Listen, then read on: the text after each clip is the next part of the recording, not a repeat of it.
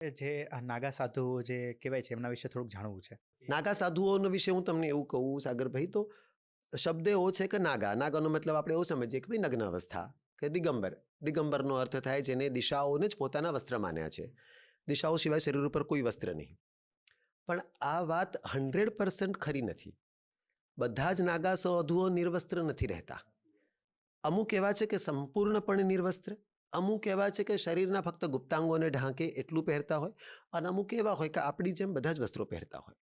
મૂળમાં પરંપરા નાગા પરંપરા છે, અને એના પ્રમાણે નાગા સાધુ કહેવાય. એટલે વસ્ત્ર જોડે આમ જોવા જઈએ તો કંઈ લેવા દેવા નથી.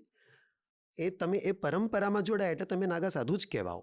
તો એ રીતે બધા જોડાયેલા હોય. અને આ બધા એમની ઉંમર પ્રમાણે જ્યારે જ્યારે જ્યાંથી પણ એમને ગુરુમંત્ર લીધો હોય, દીક્ષા લીધી હોય, આની જ્યારે દીક્ષા લેવાની હોય ત્યારે સૌથી પહેલું કાર્ય એ કરવામાં આવે કે એક ગુરુના હાથ નીચે તમારે જવું પડે. ગુરુ સિવાય તો કલ્યાણ છે નહીં.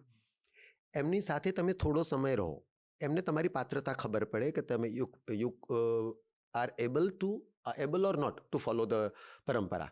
તમે પરંપરાને ફોલો કરી શકશો કે નહીં એ પહેલાં તમને 2-3 દિવસમાં, સિદ્ધ પુરુષો એટલે બહુ એક ઝટકામાં જોઈ લે, એક દિવસની અંદર પારખી તેમને લે, તરત જ પારખી જાય. એમને તરત જ ખબર પડે કે તમે ફોલો કરી શકશો કે નહીં. અને એના પછી સૌથી પહેલી વિધિ થાય તમારું પિંડદાન. ઓકે.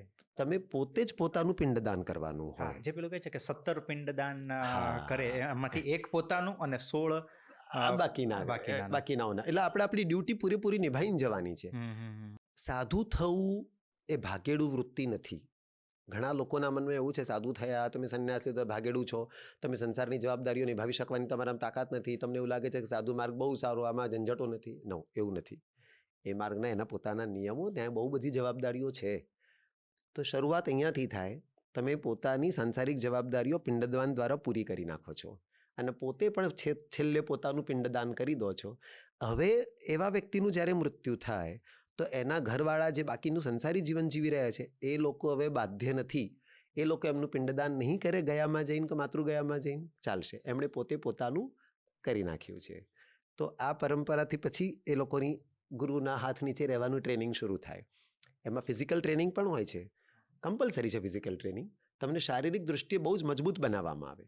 તમે ઇતિહાસ વાંચ્યો હશે તો ઘણા એવા આપણા દેશ ઉપર આક્રાંતાઓ આવ્યા. મુઘલો વખતે જે હા, એ થયા વખતે ત્યારે નાગા સાધુએ જ બચાયા હતા. એ આપણે એમ કહેવાય ને, આપણી સેકન્ડ આર્મી જ છે. હા, સેકન્ડ કારણ કે આર્મી 4 છે. 4 લાખ એટલે લોકો હોય ઓછું નથી. અને 4 લાખ તો હું એમ કહીશ કે સરકારી આંકડો છે. રિયલ આંકડો તેના કરતા ઘણો બધો મોટો છે. ઘણા દેશની તો આર્મી, આટલી ઓફિશિયલ આર્મી નથી બી હોતી. આટલી મોટી નહીં હોય. નથી હોતી, નથી આ આપણી હોતી. સનાતન આર્મી છે. સનાતન આર્મી છે. આપણા દેશનું ગર્વ છે આ. સાચી તો વાત છે. ફિઝિકલી એ લોકોને ટ્રેન કરવામાં આવે. ઠંડી, ગરમી, કોઈ પણ પ્રકારના ચપ્પલ પહેર્યા વગર ફરવું, કાંટા, આ બધી જ વસ્તુ એમને કોઈ જ અસર ના કરે. અને આવી હાલતમાં જે વ્યક્તિ તૈયાર થયેલો હોય એ પછી બોર્ડર ઉપર લડવા જવું તો એના માટે સામાન્ય વસ્તુ છે. જે ભૂખ પ્યાસ પણ સહન કરી શકતો હોય. બાકી મિલિટરી અંદર બ્લેક કમાન્ડો જે ટ્રેનિંગ આપવામાં આવે છે એ બહુ મળતી જોડતી હોય છે એની ટ્રેનિંગ. મારા પોતાના વિદ્યાર્થીઓ છે બ્લેક કમાન્ડોની અંદર, અને ગરુડ કમાન્ડો છે. તો એ લોકોને હું પૂછું, મૂળમાં મારો જીવ ટીચરનો ને, ભલે આધ્યાત્મિક ક્ષેત્રનો છું, પણ મૂળમાં જીવ ટીચરનો, એટલે હું પૂછું કે બેટા कैसी ट्रेनिंग देते हैं, तो लोग કહે कि इतने दिन तक भूखा रखा जाता है, इतने दिनों के बाद केवल इतना सा ही खाने का, નીંદ નહીં જ લેને કી. એટલે આ બધી જ ટ્રેનિંગ ક્યાંક ને ક્યાંક નાગા સાધુઓની ટ્રેનિંગને મળતી જોડતી છે. ત્યારે જ તમે લડી શકો. તો પોતાના શરીર ઉપર વિજય પ્રાપ્ત કરવાની આ ટ્રેનિંગ છે. અને જો તમે શરીરને જીતશો તો ધીરે ધીરે મનને જીતી શકશો, અને મનને જીત્યા પછી તો પરમાત્મા ક્યાં દૂર છે. તો મૂળ એનું કારણ એ છે કે નાગા પરંપરાની અંદર આવી રીતે બધા વહેંચાયેલા હોય. પોતાના ગુરુના હાથ નીચે ટ્રેનિંગ લે અને પછી ગુરુની આજ્ઞા પ્રમાણે જાય. ગુરુ કહે કે તમારે હવે અહીંયા જવાનું છે, જાઓ ધર્મનો પ્રચાર પ્રસાર કરો, તો કરે. ગુરુ એવું કહે કે નહીં, જે તમને સાધનાની જરૂર છે, તો પછી સાધના કરવા માટે લાગી જાય. ઘણાને ગુરુ પોતાની સાથે જ રાખે. You have to stay with me. કારણ કે ક્યાંક કંઈક કચાશ હોય, અહંકાર હોય. અહંકાર વગર ગુરુ એ ના જાય. તમને કોઈક સતત ટોકણારું હોય તો તમારો અહંકાર જાય. ગુરુને એવું લાગે કે આ બિલકુલ અહંકારી નથી, આ ઇઝીલી કરી શકશે, તો ગુરુ એને છૂટ આપી દે, જાઓ ધર્મનો પ્રચાર પ્રસાર કરો. જે એવું લાગે કે જે ટપારવા જેવો છે એને પોતાની જોડે રાખે, પછી ટોકીને એને યોગ્ય બનાવે. પણ બહુ બહુ વ્યવસ્થિત સાયકોલોજીકલ ટ્રેનિંગ છે. ફિઝિકલ ટ્રેનિંગ પણ છે, સાયકોલોજીકલ ટ્રેનિંગ છે. એક જીવને ખરા અર્થમાં મનુષ્ય બનાવવાનો, ખરા અર્થમાં મનુષ્ય, પછી મનુષ્યમાંથી દેવત્વ તરફ જાય. આજે આપણે અત્યારે જે સાધુઓ જોઈએ, મતલબ આમાં એમાં પોતાના હાથમાં જે શસ્ત્રો ને એ બધું હોય છે એ આઈ થિંક મને એવું લાગે છે કે એ સમયમાં જ્યારે આ બધા યુદ્ધ ને એવું થતું એની આવશ્યકતા હતી એ ત્યારે સમયે. એની આવશ્યકતા હતી, હતી, પણ હતી. પછી એ બસ સમય સાથે જતું રહ્યું. હા, સમય એટલે- સાથે હવે તમે લાકડીના લાઠી દાવ કરો, સામેવાળો AK-47 લઈને આવે, તમે શું કરી શકો? સાચી વાત છે. એટલે સમય સાથે મને લાગે છે કે આપણું ધર્મ, મેં કીધું ને કે બહુ વાઇડ છે. હમ. શક્ય છે આગળ જતા AK-47 શીખવાડશે અને હું માનું છું શીખવાડવું જોઈએ. શીખવાડવું જોઈએ.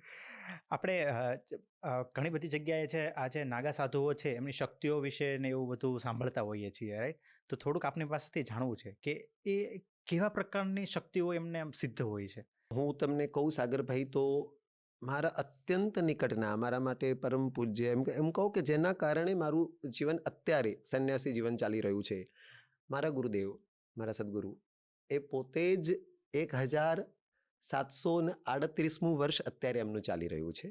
1738મું વર્ષ. હા, 1737 ગયા વર્ષે પૂરા થયા, 38મું આ વર્ષે શરૂ થયું. હિમાલયમાં બિરાજતા હોય, શરીર ઉપર એક પણ વસ્ત્ર નહીં, અન્ન જળનો સંપૂર્ણપણે ત્યાગ, ફક્ત સૂર્યકિરણ અને હવા, આ બંને આહાર દ્વારા જ એમનું શરીર આટલા વર્ષોથી ટકાયેલું. અને આજે હું આપને આયુષ્ય કહી રહ્યો છું, 1738. સંન્યાસીનું આયુષ્ય જે દિવસે એમણે ગુરુ પાસે દીક્ષા લીધી ત્યારથી ગણવાનું હોય. ઓકે. એટલે એના પહેલાંનું સંસારી જીવન કેટલા વર્ષ જીવ્યા છે તો મને ખબર નથી, પણ 1738 વર્ષ તો એમનું સંન્યાસી આયુષ્ય છે. And he is alive. અત્યારે આ પૃથ્વી ઉપર છે, હિમાલયની કંદરાઓમાં. તમે એમને મળેલા છો ફિઝિકલી? હા હા, ફિઝિકલી મળ્યો છું. એટલે તમે જે પ્રશ્ન પૂછ્યો કે તમે કોઈ આવાના સંસર્ગમાં આવ્યા છો, મારા તો ગુરુજી જેવા છે કે એને યોગ બળથી પૂરું એમણે શરીર ટકાવી રાખ્યું છે. જે કંઈ પણ ભવિષ્યથી રિલેટેડ હું વાતો કહેતો, મારા દીકરા દીકરી આજે મારા શિષ્યો છે લોકોને કહેતો હોઉં, પણ અત્યાર સુધી તમે મારા કોઈ પણ શિષ્યને પૂછી શકો કે ગુરુજીએ કહેલી કોઈ વાત ખોટી પડી? પ્રભુની કૃપા છે, ગુરુજીની કૃપા, કારણ કે એમનું છે ને, મારું છે જ નહીં. અત્યાર સુધીની એક પણ આગાહી કોરોના હોય કે કોરોનામાં અમારા ઓળખીતાઓમાંથી કોણ પ્રભુના ચરણે પધારી જશે, ત્યાંથી લઈને તો જે પણ વાતો થઈ અત્યાર સુધી બિલકુલ 100% સાચી પડી. એનું કારણ ફક્ત એ શક્તિપાત એમના દ્વારા આપવામાં આવેલું. હું તો વચોટિયો ગુરુના છું. આશીર્વાદ.